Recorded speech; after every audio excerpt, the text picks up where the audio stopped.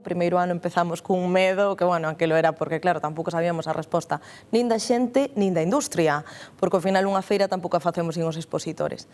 Este ano chegamos aos 22 expositores, sacando dúas empresas que xa veñen de fora de Galicia, o resto todo industria alimentaria galega, que é un orgullo.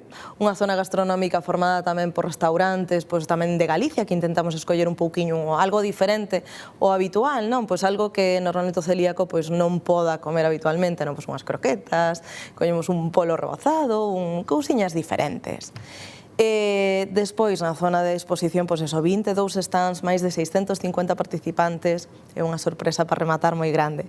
O concerto en acústico de Tanxugueiras, que foi unha acción social impresionante por parte delas, unha colaboración que sempre mantuveron, dende antes de estar aí en auge, pois sempre mantuveron esa colaboración ca asociación e a siguen mantendo, siguen sendo as mesmas. Que a asociación ao final tiñamos que difundir o que era a enfermedade celíaca, como elaborar un menú sen glute. Hoxe todo o mundo, ou prácticamente todo o mundo, sabe o que é un alimento sen glute, onde está o glute, pero non temos claro de por qué, para que nos poñemos nestes momentos o punto serio a que é a enfermidade celíaca, que tú decías, e diferencialo dos outros conceptos.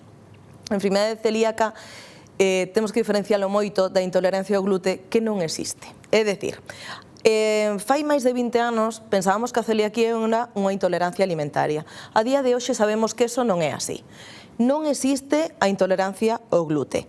Non existe. E recalco e recalcareino 1000 veces. Existe a celiaquía, existe a sensibilidade ao gluten non celíaca, existe a alerxia ao glute como a calquer outro alimento.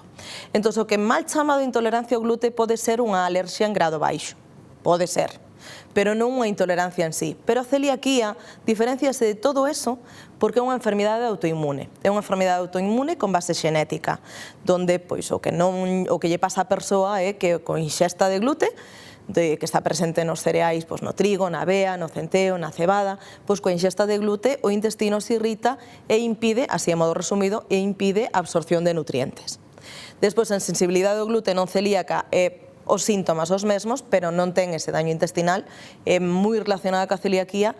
Despois a alerxia ao glute, pois que é como a alerxia ao trigo, a alerxia á cebada, ou a alerxia que podemos pensar comúnmente pois a proteína de leite de vaca, ou ovo, etc. A alerxia a calquer outro alimento.